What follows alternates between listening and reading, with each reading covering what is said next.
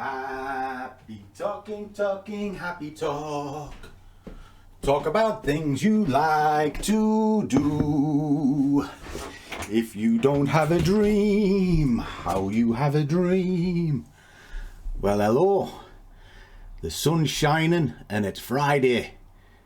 I don't like trading on Friday. I'm going to do it anyway.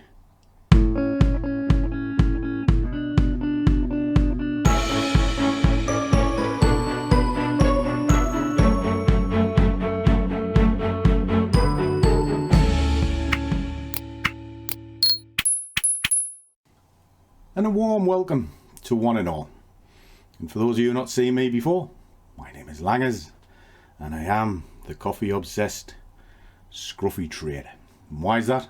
Because we all know Scruffy likes a coffee. And he does today because it's bloody cold outside. It's beautiful though. Blue skies, but it's all white and horrid because it's frosty. It's about -2 and Winky says I have to go for a walk. This is not good. Apparently we're on a health kick at the moment. Make it stop. Well, it's more she's healthy and kicking me. Hey ho. But what am I doing? Why don't I like trading on a Friday? Well, I find Friday is quite erratic. But they're okay early morning, up to about 1-2 o'clock. After that, forget it. And I also just want to kind of back up the sheet I show the guys in the squad. I'll flip the screens on and I'll show you. I'll take you through it because I've got a fully mapped chart in front of me. Okay, so I'm looking at the Aussie dollar, and why is that? Well, if I pull up my strength sheet, it tells me that it's one of the better contenders. But what is all of this and where's this come from? Well, it's come from a little question here, and it's a little salute to Fax Monkey there, because when I put it up earlier on, he didn't quite grasp that strengths and biases are two different things. There's a lot of bump out there that say when a market is weak, it's going to sell off. It's not necessarily true, because think of it like a supermarket, as I was explaining in this. If something is very cheap, it becomes good value and therefore gets bought. There could be a dynamic change.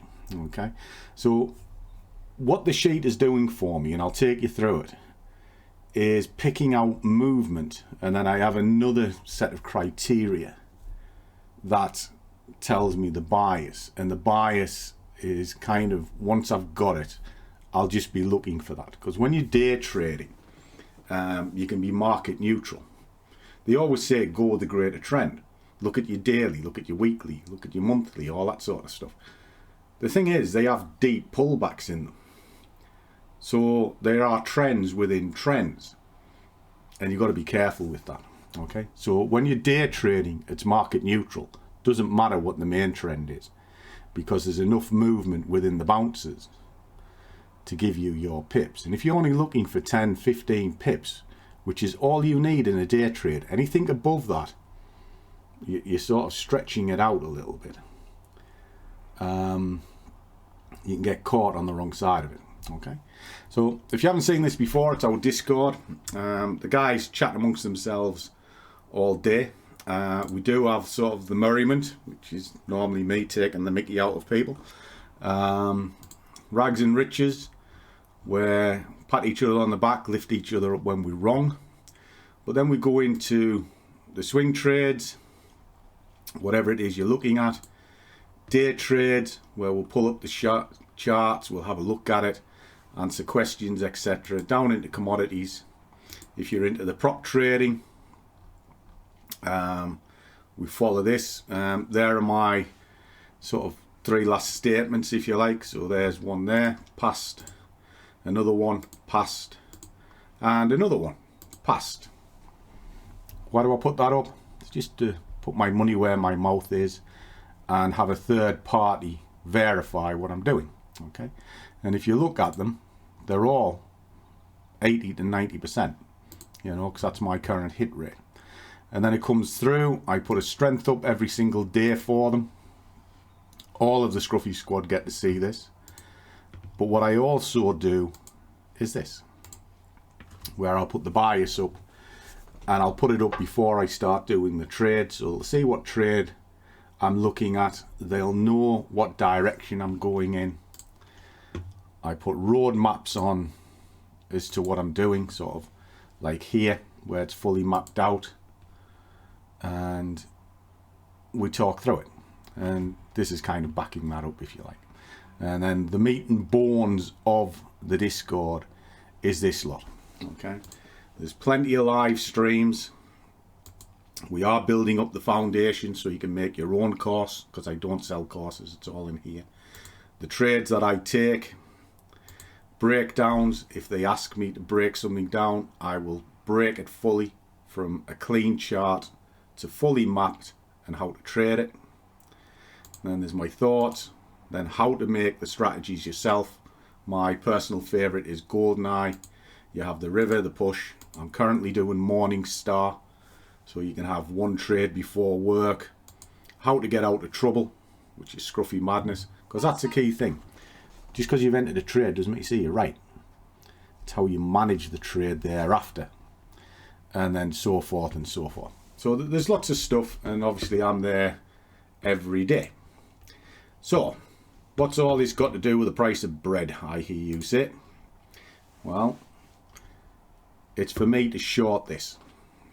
Now, on the sheet, if I pull this back up just before I start looking to get into this,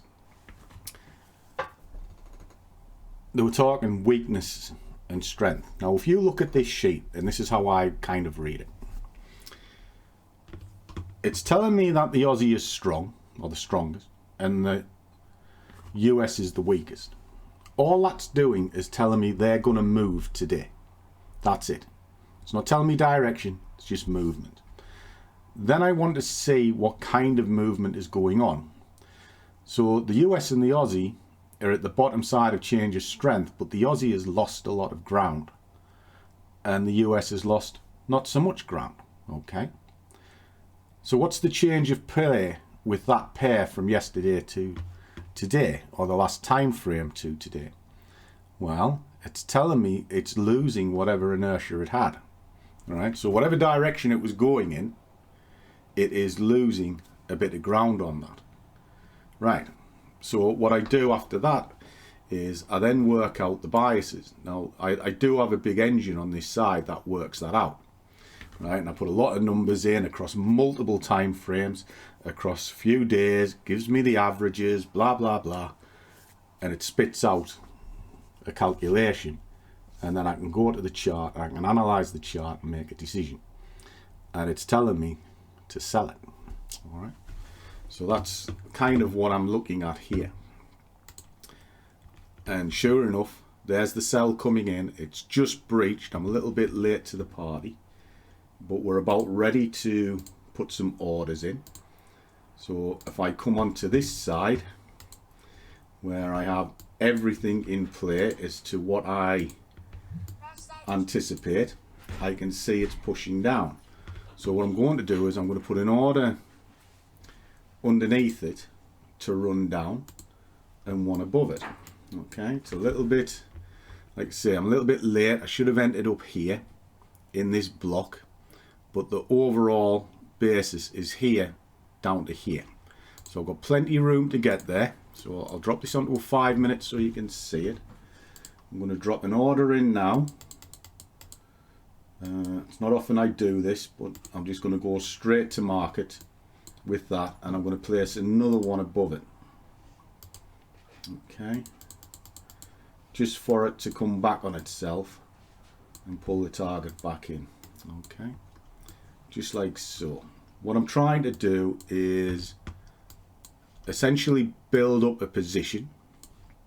Now I have a decent sized pot, so I can take a lot of pain to a degree, and that's the thing with your stops. If you run tight stops, kind of wasting your time. the market will take you out over and over. You know, it's death by 1,000 cuts, if you like. Whereas if you have a managed stop, which is completely different, you can reduce your risk and actually make more money at the same time by staging the stop. All right, and that's what Scruffy Madness is. And if you want to see it, do go in the Discord and check it out. There are strict rules within it, you know, because there's many ways to manage a stop. There's a version called the Martingale system, where basically if you're wrong, you're doubling up all the time. That is incredibly dangerous, and it's not something I recommend. A stage stop is a lot different, and it's kind of based on building a position. All right, but at this moment in time, what we're doing, I've got 2 positions in. I'm happy to stage in up to this section here. Just tighten this up so you can see it, where it's double top before. So I was happy to stage up to there. If this bounces up and catches that and then comes down, great. But what I'm looking for throughout the day is for this to get down to here. If it breaches that, I'm looking for it to come to these sections here. So it's all level to level, working its way down. That's the game plan. So if I just drop that there for now, see, that's 58 pips is the maximum to go. But what I'm doing is each time there's a roadblock, I'll sort of look at it. If I've got enough money for the day, I'll quit. If I haven't, then I'll just continue to work the chart. But at the moment, everything looks pretty darn good. So what I'll do is I'll just leave the camera running, and you'll see me work throughout the morning, and we'll see if we can get some money, but ideally into this zone here, this section. And if I can get to there, happy days. It should be there or thereabouts. Anything over kind of 100, 150 today, I'm more than happy, you know. More the merrier. But if I don't hit the targets, but I stuck to the principle of the trade, I'll still be happy. Because that's the thing. Never chase the money, guys. Chase the process. If you get your process right, the rest of it will fall into place. All right. So I'll let it play out, and I'll come back to you at the end, and I'll have a little chat, and well, give you my thoughts, I guess.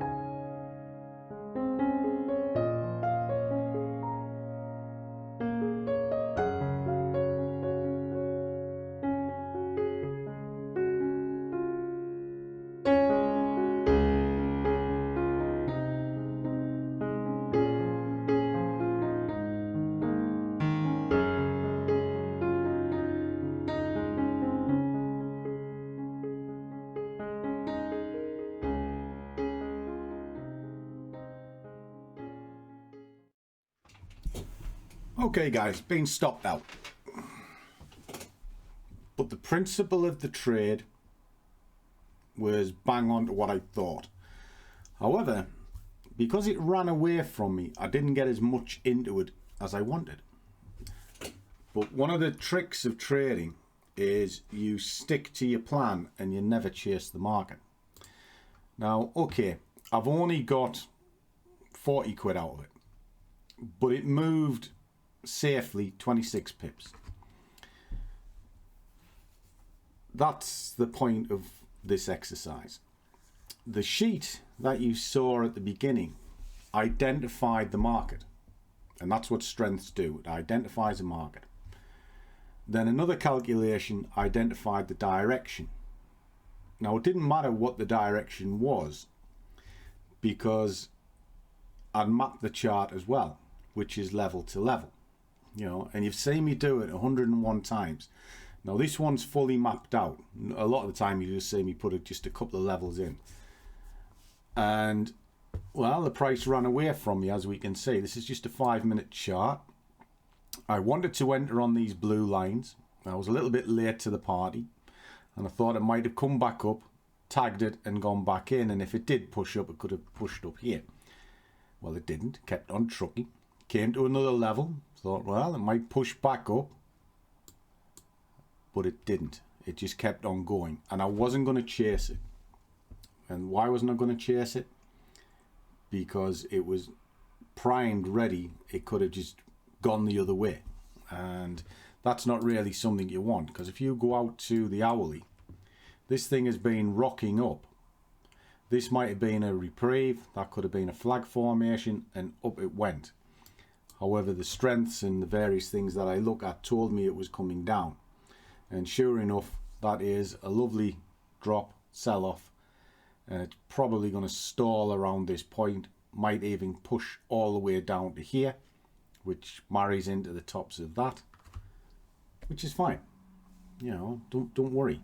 When I'm day trading, if I get 10-20 pips out of something, I'm more than happy. And the whole exercise today was to show you how I use the sheet and then execute it. And that's all I do. It's just a filter. So if you do take anything away from today's video, it's one, map your chart out, know where you're possibly going to go, and if you've got your levels in, doesn't matter what your direction is, because it's either going to go up to a level or it's going to come down to a level. Simple stuff. The sheet helps me pick my battles. That's all it does. It just filters out the noise and helps me pick the battle that I want to take. All right, because there's too many pairs to analyze over and over. So thin it down, and that's what strengths do for you. So just because something is weak doesn't make you say it's going down. Just because something is strong doesn't make you say it's going up. But if they are poles apart, the one thing that you can determine from it is movement. And it's as simple as that. And there we go. Now, if this wasn't Friday, I'd have probably been looking to stage into this and carry the trade forward throughout the day. Why? Because there's a lot of pressure to the downside on the Aussie at the moment. But once it goes past 12 o'clock on a Friday, I don't look to enter the market anymore. I look to get out, and that way I can enjoy my weekend. And that's it really. When it comes to sort of trading days, Monday morning I find hard work, so I try to trade late morning to lunchtime onwards on a Monday, if at all. Tuesday, Wednesday, Thursday, no problem at all. I can see what the markets are up to, and on a Friday I just want to get out and be done by lunch and enjoy the weekend. So again, simple process about how I trade and what I do. So if you're stuck, by all means contact me.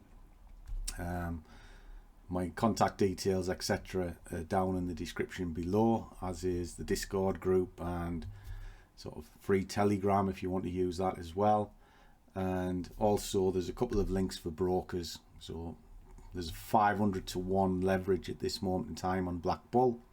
If you put some money in, do a bit of trading on it, using that link, I'll give you some of my time and point you in the right direction. And also there's a 5% discount link off the prop firm that I'm tied to, which is the 5%ers. So as always, guys, trade well, keep your risk managed, but above all, do what you love and the money will follow. See you all in the next one.